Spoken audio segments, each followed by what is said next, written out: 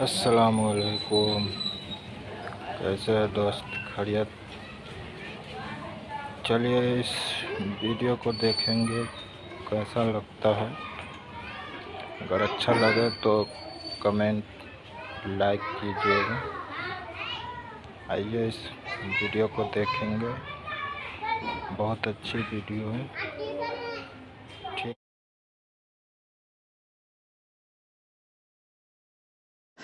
ایک یہ کہتے ہیں کہ ایک 10-11 سالہ بچہ اگر نماز پڑھ رہا ہے تو بعض لوگ آ کے اس کو ہٹا کے سائیڈ میں کر دیتے ہیں اور خود نماز پڑھنا شروع کر دیتے ہیں۔ کیا حکم شرع ہوگا؟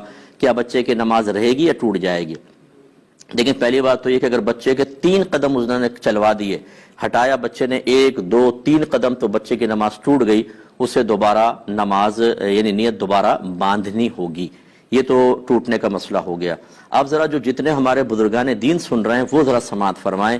مسئلے ہمیں بالکل پتہ نہیں ہوتے، دین کی ABC ہم نے سیکھی نہیں ہوتی، لیکن یہ 45 سال سے نماز پڑھ رہے ہیں، ان کے سفید داڑھی ہے، یہ صاحب جو ہیں مسجد کے انتظامات میں حصہ لیتے ہیں، تو سب سے بڑے مسجد کے مفتی یہی ہیں۔ یہ جو کریں گے وہ صحیح کریں گے۔ اب اچھی طرح سمجھ لیں کہ شرعی مسئلہ کیا ہے۔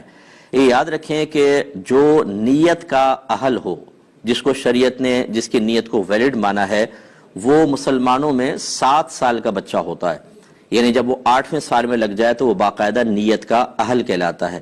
اس سے چھوٹا بچہ جو ہوتا ہے اگر نماز کی نیت باندھ بھی لے تو اس کی نماز نہیں کہلاتی، کیونکہ وہ نیت کا اہل نہیں ہے۔ ہاں اگر سمجھدار بچہ ہے 6-6.5 سال کا مثلا اور بڑا بھی لگتا ہے تو ٹھیک ہے، اس کا بھی اعتبار کرنا چاہیے، لیکن عمومی طور پہ نیت کا اہل 7 سال کا بچہ ہوتا ہے، اسی لیے اس کو سمجھدار بچہ کہتے ہیں۔ یہ اعلیٰ حضرت امام علیہ سنت دیگر اکابرین نے فرمایا کہ اگر تو بچے جماعت کے ہونے سے پہلے ہی 2-4 جمع ہیں تو ترتیب یہ ہوگی کہ پہلے بڑے ہوں گے پھر بچے پیچھے کھڑے ہوں گے، لیکن اگر ایسا نہیں ہے، 7 سال سے بڑی عمر کا بچہ اور وہ صف کے بیچ میں کھڑا ہو گیا، کہیں پر بھی کھڑا ہو گیا، تو چونکہ وہ نیت کا اہل ہے، اور جو نیت کا اہل ہوتا ہے وہ جماعت میں مکمل طور پر شامل ہونے کی صلاحیت رکھتا ہے، اور اس سے قطع صف نہیں ہوگی۔ قطع صف اس سے ہوتی ہے، صف کٹتی اس سے ہے جو نیت کا اہل نہیں ہوتا۔ تو اتنا چھوٹا بچہ اگر شامل ہوتا تو اس کو پیچھے کر سکتے تھے، لیکن جو 7 سال کا بچہ ہے وہ تو نیت کا اہل ہے، جہاں چاہے کھڑا ہو جائے۔ اب یہ صاحب آ کے اس کو پیچھے کرنا شروع کر دیتے ہیں۔ کیوں کر رہے ہیں آپ یہ بتائیے؟ کہاں سے آپ نے شرعی مسئلہ سنا کہ 7 سال کا بچہ کو بھی آپ پیچھے کریں گے؟ اور بعض تو اس سے بڑھ کر ایک نادانی کو ثبوت دیتے ہیں، بچوں کہتے ہیں بیٹا صف کے کونے میں چلے جاؤ۔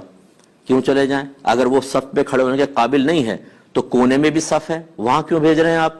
لیکن کچھ پتہ نہیں ہے دین کا، کچھ پتہ نہیں ہے کہ کیا ہے مسئلہ، وہاں چلے جائیں۔ تو اب 10-11 سال کا بچہ تو یہ بہت بڑی عمر کا بچہ ہوتا ہے، کہاں 7 سال، کہاں 10-11 سال کا بچہ۔ اسے پیچھے کرنے والا گناہ کبیرہ کا مرتکب ہے، شدید گناہ کبیرہ۔ اس لیے کہ نبی کریم صلی اللہ علیہ وسلم نے نمازی کے آگے سے گزرنا منع کیا اور فرمایا کہ گزرنے والا جانتا کہ میرے اس گزرنے میں کیا گناہ ہے تو وہ اس قدم کو اٹھانے سے جو اس نے نمازی کے آگے سے گزرنے کے لیے اٹھایا، وہاں پر 40 سال تک کھڑے رہنا پسند کر لیتا، لیکن گناہ نہ کرتا۔ جہاں قدم اٹھانا، سامنے سے نکلنا گناہ ہو، وہاں آپ یہ کندھے سے پکڑا، آپ نے یہ دھکیل دیا اس کو پیچھے اور خود آ کے کھڑے ہو گئے۔ یہ اتنا بڑا حرام اور گناہ کبیرہ جو آپ کر رہے ہیں، اس کے کوئی آخرت میں وبال نہیں ہے، لیکن چونکہ آپ کی داڑھی ہے، چونکہ آپ 45 سال سے نمازیں پڑھ رہے ہیں، کیونکہ آپ کے بال سفید ہو گئے ہیں، اس لیے جو چاہے کریں۔ تو اس لیے جو ہمارے ایسے بزرگ سن رہے ہیں، کوئی میرا خدا نہ خواستہ کسی کی تحقیر کرنا مقصود نہیں ہے، لیکن جو جہالت کا مظاہرہ کرے گا اس کو عزت دینے کا بھی شریعت نے حکم نہیں دیا ہے۔ ایسے لوگوں کو خدا کا خوف کرنا چاہیے۔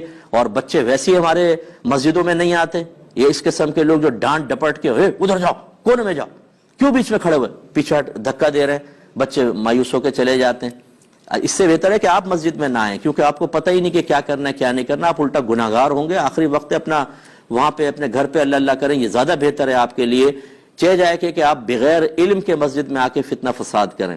بعض اوقات بچے اتنا شور نہیں کرتے جتنے اس قسم کے لوگ شور مچاتے ہیں، اتنا شور ہوتا ہے، چیخ چیخ کے بچوں کو کہہ رہے ہوتے ہیں۔ بھائی اگر وہ بچے شور مچا رہے ہیں مسجد میں، غلط کر رہے ہیں، لیکن آپ جو ڈبل شور مچا رہے ہیں وہ تو خلاصے کلام یہ ہے کہ برا نہ مانیں۔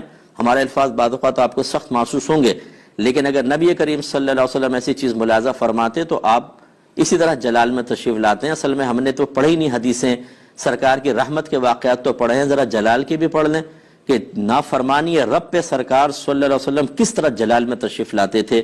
یہ اس وجہ سے ہماری مسجدوں کا بیڑا غرق ہو چکا ہے۔ جو لوگ صاحب علم نہیں ہیں وہ ایسے بھی آپ کو ملیں گے کہ اگر کوئی عالم سمجھانے لگے گا وہ اس کے خلاف ہو جائیں گے. نہیں ہم جو کر رہے ہیں وہ صحیح کر رہے ہیں, آپ غلط کہہ رہے ہیں. صرف اپنی ایگو, انا, صرف اپنا وہ پن, بڑا پن, اور یہ سوچنا کہ اگر میں ان کی مان لوں گا تو پوری مسجد کہے گی آپ کو تو پتہ نہیں تھا. اس آپ نے آپ کو جھوٹی عزت کے دائرے میں لانے کے لیے اور جھوٹی حقیقی ذلت سے بچانے کے لیے اس طرح کے معاملات. تو بہرحال ایسے بچوں کو بالکل نہ روکا جائے.